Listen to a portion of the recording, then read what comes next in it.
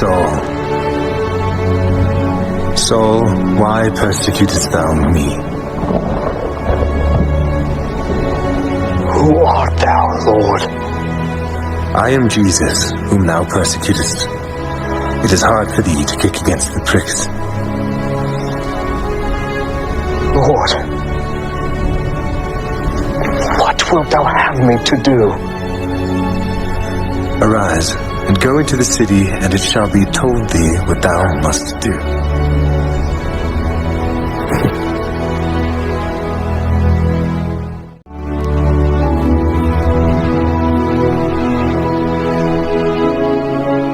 Brother Saul,